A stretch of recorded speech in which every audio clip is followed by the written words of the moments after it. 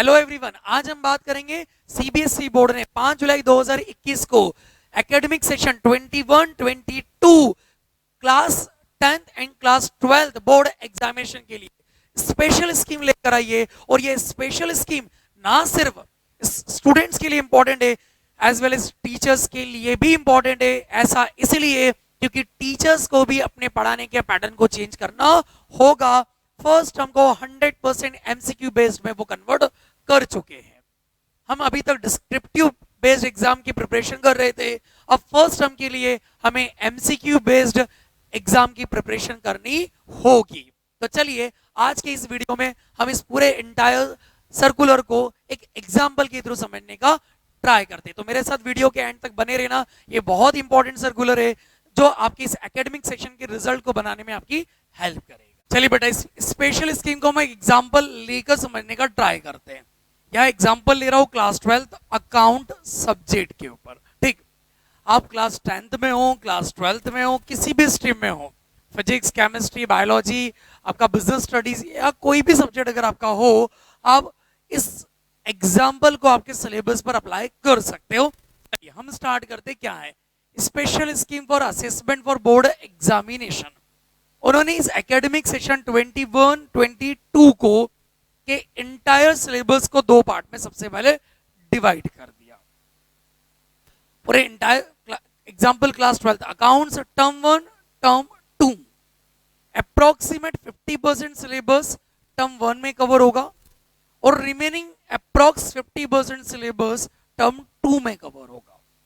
Sir syllabus कैसे define होगा, तो उन्होंने क्लियर किया सर्कुलर में कि ये जो पूरा इंटायर सिलेबस का जो डिवाइडेशन है, इसके लिए एक सेपरेट सर्कुलर इसी मंथ में सीबीएसई बोर्ड रिलीज करेगी। क्लियर, पर हाँ उन्होंने किस पैटर्न पर रिलीज करेगी उसका पैटर्न जरूर यहां पर डिफाइन कर दिया। मैं एग्जांपल ले रहा हूं क्लास 12th अकाउंट के सब्जेक्ट पूरे सिलेबस में दो पार्ट में हम उसे डिवाइड, पार्टनरशिप में वेरियस पार्ट है, कंपनी अकाउंट्स में वेरियस पार्ट है। उन्होंने यहां पर कवर किया कि अगर हम किसी पर्टिकुलर पार्ट को टर्म 1 में कवर कर रहे, किसी पर्टिकुलर टॉपिक को टर्म 1 में कवर कर रहे, तो उसी टॉपिक को टर्म 2 में कवर नहीं किया जाएगा। और किसी टॉपिक को अगर टर्म 2 में कवर कर रहे तो उसका कुछ पार्ट टर्म 1 में कवर नहीं किया जाएगा। ऐसा नहीं होगा कि पार्टनरशिप के कुछ चैप्टर्स यहां कुछ चैप्टर्स यहां, नहीं, पार्टनरशिप 100% या तो टर्म 1 या टर्म 2 में कवर करेगी। सिमिलर कंपनी अकाउंट्स के कंप्लीट चैप्टर्स टर्म 2 में या कंप्लीट चैप्टर टर्म 1 में, कुछ यहां, ऐसा नहीं होगा। इसके लिए कंप्लीट सर्कुलर आएगा इसी मंथ में। एक और चीज, बहुत आज सुबह से बच्चों के जो कॉल्स है उसके बेस पर बता रहा हूं कि सर टर्म 1 और टर्म 2 सर ये सेम उसी तरह से क्या जैसे स्कूल्स में हाफ ईयरली और एनुअल एग्जाम होती है, तो नहीं बेटा, ये उस पैटर्न पर नहीं है। सीबीएसई बोर्ड ने आपके इंटायर सिलेबस को दो पार्ट में डिवाइड कर दिया। दो एग्जाम्स होगी, दो एनुअल एग्जाम्स होगी, ऐसा मान लो आपको, सॉरी दो फाइनल एग्जाम्स होगी, अब ऐसा मान लीजिए। एक एग्जाम आपकी टर्म 1, मतलब हम ऐसा बोल सकते हैं कि इन्होंने कंप्लीट आपके एकेडमिक सेक्शन को दो सेमेस्टर में डिवाइड कर दिया, first semester and second semester.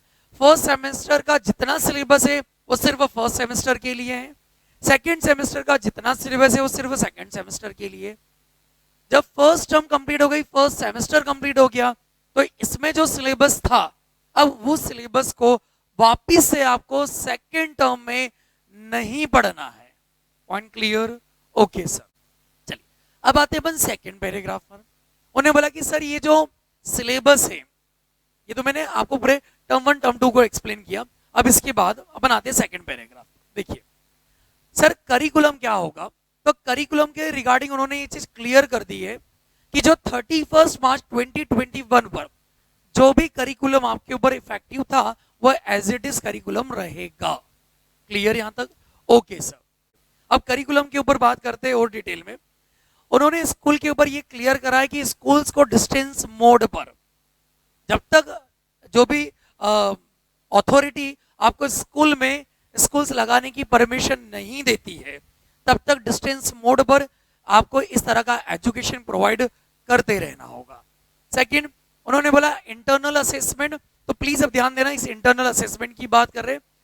Internal assessment class 9th and 10th 11th and 12th के लिए डिफाइन किया गया है। मतलब ये जो टर्म 1 टर्म 2 है ये सिर्फ class 10th and class 12th के लिए, 9th एंड 11th के लिए नहीं है। पर जो इंटरनल असेसमेंट उन्होंने यहाँ डिफाइन किया है उसमें उन्होंने क्लास 9th को भी कवर किया है, साथ में क्लास 11th को भी कवर किया है। क्लास 9th एंड 10th के लिए उन्होंने बोला कि स्कूल को 3 पीरियोडिकल टेस्ट लेने होंगे। अब टेस्ट कैसे लेंगे, ऐसा नहीं है कि आपने 3 दिन कंटिन्यूस टेस्ट ले लिए, नहीं। उन्हें लगा ये पीरियोडिकल टेस्ट इंटायर, मतलब आपका जो एकेडमिक सेशन है उस इंटायर एकेडमिक सेशन में होंगे। वो किस मैनर में होंगे, किस तरह से होंगे, इसके लिए सीबीएसई बोर्ड आगे गाइडलाइन प्रेस्क्राइब करेगा। Okay sir. इसके अलावा स्कूल को क्लियर करा है कि बच्चे के डेवलपमेंट के लिए, स्टूडेंट के डेवलपमेंट के लिए जो भी आप ओवरऑल एक्टिविटी कर सकते हैं वो कीजिए और सबका डेटा आप मैनेज कर दीजिए, ठीक। और ये पूरा डेटा फाइनल एग्जाम का रिजल्ट बनाते टाइम इवैल्यूड किया जाएगा, असेस किया जाएगा, कंसीडर किया जाएगा। Okay. Class 11th and 12th के लिए उन्होंने यूनिट टेस्ट और प्रैक्टिकल प्रोजेक्ट और बच्चे के ओवरऑल डेवलपमेंट के लिए आप जो भी करो वो सारी चीजों को इंटरनल असेसमेंट में कवर किया। पॉइंट क्लियर कि सर जो भी इंटरनल असेसमेंट होगा, इस इंटरनल असेसमेंट को आपको सीबीएसई के पोर्टल पर अपलोड करना पड़ेगा कि आपने आपका इंटरनल असेसमेंट किस तरह से स्टूडेंट्स का किया। ये स्कूल की रिस्पॉन्सिबिलिटी। मतलब अभी तक अगर मैं स्टूडेंट के पॉइंट ऑफ व्यू से बात करूं तो उन्होंने क्लियर कर दिया कि सिलेबस को 2 पार्ट में डिवाइड कर रहे हैं, 50% 50%। जो 50% सिलेबस फर्स्ट टर्म में कवर कर दिया वो इंटायर एक टॉपिक पूरा कंप्लीट कवर किया होगा। उस टॉपिक का कुछ पार्ट सेकेंड टर्म में होगा, ऐसा नहीं होगा। फर्स्ट टर्म कंप्लीट हो गई, वो फर्स्ट सेमेस्टर कंप्लीट हो गया, फिर सेकेंड टर्म जो होगी वो सेकेंड टर्म में सिर्फ सेकेंड टर्म का सिलेबस ही बच्चों को रीड करना है। इसके साथ बच्चों के लिए उन्होंने ये कवर किया कि आपका इंटरनल असेसमेंट होगा। इंटरनल असेसमेंट की जो स्कीम है वो 9, 10, 11, 12 के लिए सेपरेट उन्होंने डिस्क्लोज करी। इंटरनल असेसमेंट में आपका प्रोजेक्ट वर्क, इंटरनल असेसमेंट या आपका जो भी प्रैक्टिकल्स होंगे वो सारी चीजें आपकी होगी। क्लियर करा 9th एंड 10th के लिए कि 9th 10th के लिए 3 पीरियोडिकल टेस्ट होंगे और पीरियोडिकल टेस्ट का पैटर्न सीबीएसई बोर्ड आपको डिफाइन करेगा। क्लास 11 12 के स्टूडेंट्स के लिए यूनिट टेस्ट होंगे, यूनिट टेस्ट के साथ internal assessment, practical, project work भी होगा। और ये सारे के सारे डेटा अब स्कूल पॉइंट ऑफ व्यू से बात, ये तो स्टूडेंट पॉइंट ऑफ व्यू से बात करें कि क्या होगा। अभी एग्जाम के पैटर्न पर हम आते हैं। स्कूल को ये जो भी इंटरनल असेसमेंट होगा उसका एविडेंस क्रिएट करना होगा। एविडेंस क्रिएट करने के साथ ये पूरा की पूरा डेटा डिजिटल फॉर्मेट में आपको सीबीएसई के पोर्टल पर अपलोड करना होगा। अब इसके लिए उन्होंने स्कूल के लिए ये पॉइंट कवर किया है कि हम स्कूल के स्टाफ के लिए कुछ सैंपल, मतलब आपको किस तरह से इंटरनल असेसमेंट करना है उसके लिए कुछ सैंपल असेसमेंट बताएंगे, क्वेश्चन बैंक्स दे देंगे हम आपको, टीचर ट्रेनिंग प्रोग्राम, ये सारी फैसिलिटी सीबीएसई बोर्ड स्कूल्स को प्रोवाइड करेगा। चलिए ये तो बात हो गई कि हमारे सिलेबस की। अब बात करते हैं एग्जामिनेशन की। फर्स्ट टर्म जो होगी वो आपकी नवंबर दिसंबर 2021 में होगी और सेकंड टर्म जो होगी आपकी वो मार्च अप्रैल 2022 में होगी। क्लियर? फर्स्ट टर्म आपकी एमसीक्यू बेस्ड एग्जाम है। फर्स्ट टर्म आपकी एमसीक्यू बेस्ड एग्जाम है। सर एमसीक्यू किस पैटर्न पर आएंगे, उन्होंने ये भी क्लियर किया। फर्स्ट टर्म में जो एमसीक्यू होंगे वो 3 पैटर्न पर हो सकते हैं।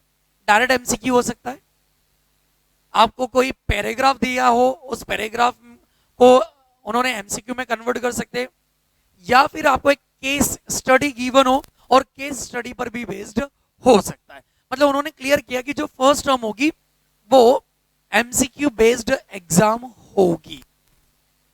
ये जो एमसीक्यू बेस्ड एग्जाम होगी इसमें कितने क्वेश्चंस कवर होंगे, कैसे कितना वेटेज होगा, अभी उन्होंने इसके ऊपर कोई डिस्कशन नहीं किया कि कितने नंबर ऑफ क्वेश्चंस इसमें कवर्ड होंगे, पर उन्होंने टाइम डिसाइड कर लिया है कि ये 90 मिनट्स का एमसीक्यू बेस्ड एग्जाम होगा। क्लियर? ओके।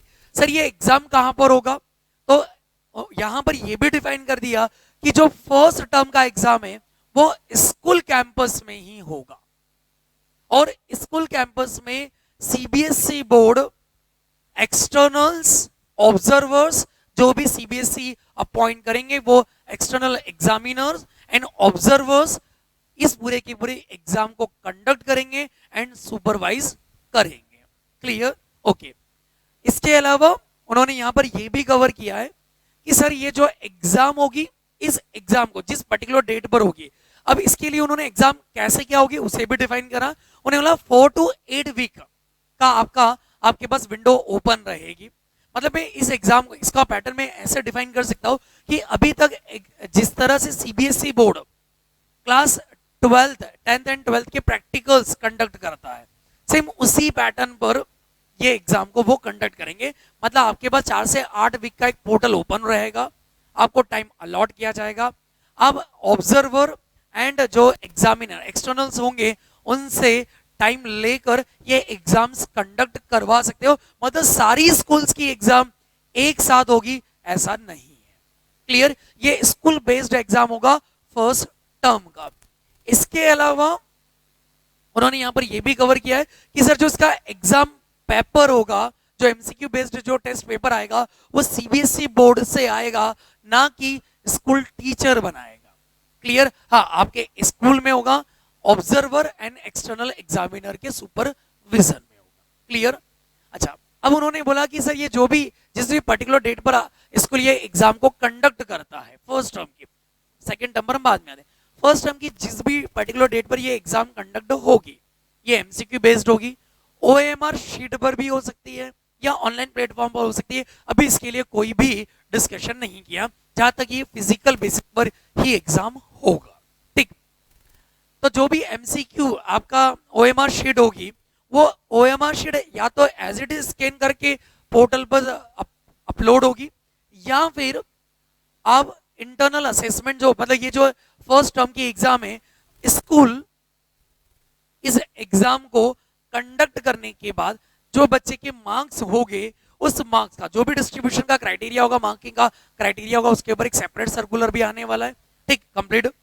और वो सर्कुलर में आपको एग्जामिनेशन पोर्टल पर उसी पर्टिकुलर डेट पर डेटा फीड करना पड़ सकता है। मतलब उन्हें बोला हम इस दोनों चीजों को डिफाइन करेंगे, किस अल्टरनेटिव मोड पर जाएंगे, या तो ओएमआर शीट अपलोड होगी या फिर डायरेक्टली मार्क्स अपलोड होंगे। जो भी होगा सीबीएसई बोर्ड इसे आगे डिफाइन करेगा। तो ये तो हुआ हमारा फर्स्ट टर्म की एग्जाम के ऊपर डिस्कशन। अब आते हैं अपन सेकेंड टर्म के ऊपर। अच्छा, एक और चीज ध्यान से सुनना, ये जो फर्स्ट टर्म की जो एग्जाम होगी, इस फर्स्ट टर्म की एग्जाम का जो भी मार्क्स है वो आपकी फाइनल मार्कशीट में इसका वेटेज कंसीडर होगा। वेटेज कैसे कंसीडर होगा हम इसे सबसे लास्ट में डिस्कस करते हैं, दोनों को एक साथ लेकर। ठीक? अब आते हैं अपन सेकेंड टर्म पर, मतलब रिमेनिंग सिलेबस पढ़ना है आपको। आपका फर्स्ट एग्जाम कंप्लीट हो गया, अब सेकेंड एग्जाम पर आते हैं। मार्च और अप्रैल में ये एग्जाम कंडक्ट होगा। क्लियर? ये एग्जाम भी सर क्या एमसीक्यू बेस्ड होगा? नहीं। बोर्ड ने क्लियर किया कि अगर सिचुएशन फेवरेबल रही और जिस तरह से नॉर्मल एग्जाम जो एनुअल एग्जाम बोर्ड कंडक्ट करता है, उसी पैटर्न पर इस एग्जाम को वो कंडक्ट करेंगे। और ये जो एग्जाम होगा वो 2 आवर्स का होगा। मतलब short answer, long time answer, ये सारे, मतलब जिस तरह से नॉर्मल एग्जाम लेता है बोर्ड, उसी तरह से ये सेकेंड टर्म की एग्जाम होगी। 2 आवर्स का पेपर होगा, 50 मार्क्स के लिए होगा। क्लियर? इन केस बोर्ड ने यहां पर एक सिचुएशन क्लियर करी है कि अगर फेवरेबल कंडीशन नहीं रही इस 2 आवर्स का, अच्छा ये जो एग्जाम होगा इसके लिए सेंटर्स डिसाइड हो गए। जिस तरह से फाइनली 10th एंड 12th की बोर्ड की सेंटर्स डिक्लेयर करता है सीबीएसई बोर्ड, ये उसी दे, ये आपका स्कूल बेस्ड एग्जाम होगा, ये आपका एग्जामिनेशन सेंटर अलॉट होंगे, एग्जामिनेशन सेंटर पे जाकर ये एग्जाम देनी होगी। पर बोर्ड ने क्लियर करा कि इन केस अगर ये एग्जाम पॉसिबल नहीं रही 2 आवर्स की डिस्क्रिप्टिव पैटर्न की, तो फिर ऐसे केस में सेकेंड टर्म की एग्जाम एमसीक्यू मोड पर ली जाएगी। क्लियर? एमसीक्यू मोड पर ली जाएगी तो अगेन ये 90 मिनट्स की एग्जाम होगी। जिस तरह से फर्स्ट टर्म की एग्जाम 90 मिनट्स की एमसीक्यू है, तो सेकंड एमसीक्यू एग्जाम भी 90 मिनट्स की ही होगी। क्लियर? ये तो हुआ आपका अभी तक का entire syllabus, assessment and exam का पैटर्न। अब बात करते हैं कि सर एग्जाम में इसका वेटेज कैसे कंसीडर होगा। लास्ट पार्ट इस पूरे के पूरे सर्कुलर का उन्होंने कवर किया कि अगर पैंडेमिक सिचुएशन फेवरेबल मतलब इंप्रूव होते जाए और बोर्ड के लिए ये फेवरेबल हो कि ये दोनों एग्जाम जिस तरह से बोर्ड ने डिफाइन की है उसी मोड में प्रॉपर सिस्टम के साथ अगर ये एग्जाम हो पाती है, दोनों ही एग्जाम टर्म 1 भी और टर्म 2 भी, तो बोर्ड यहां पर क्लियर कर रहा है कि 50% वेटेज ये कंसीडर होगा एंड 50% वेटेज इसका कंसीडर होगा। क्लियर, मतलब दोनों ही बोर्ड दोनों ही टर्म की एग्जाम का वेटेज लेकर फाइनल मार्कशीट आपकी ड्राफ्ट होगी। Clear, okay. फिर बोर्ड ने यहां पर यह भी क्लियर करा कि सिचुएशन अगर ऐसी रही कि नवंबर एंड दिसंबर की ये जो एमसीक्यू बेस्ड एग्जाम है ये कवर नहीं हो, मतलब फेवरेबल सिचुएशन नहीं रही, स्कूल तक बच्चा नहीं आ सकता है और ये एग्जाम कंडक्ट नहीं की जा सकती है, तो बोर्ड यहां पर क्लियर कर रहा है कि ये जो एग्जाम है फिर होम बेस्ड एग्जाम होगी। मतलब एग्जाम तो होगी ये, अब इसके लिए क्या कैसा मोड डिफाइन होगा वो बोर्ड आगे आपको क्लियर करने वाला है, पर हाँ ये आपकी फर्स्ट टर्म की एग्जाम होम बेस्ड होगी, मतलब बच्चे को ये फर्स्ट टर्म की एग्जाम तो अपने घर से देना ही होगी। और सेकंड एग्जाम अगर उस सिचुएशन पर उस टाइमिंग पर मार्च अप्रैल तक आते आते अगर फेवरेबल कंडीशन होती है और ये एग्जाम होती है तो बोर्ड ने फिर क्लियर करा, मतलब हमने सबसे पहले बात करी अगर दोनों एग्जाम फेवरेबल मोड में हो गई, सिचुएशन फेवरेबल रही और ये दोनों एग्जाम नॉर्मल मैनर में हो गई तो दोनों का 50-50% वेटेज लिया जाए, इक्वल प्रोपोर्शन कंसीडर होगा।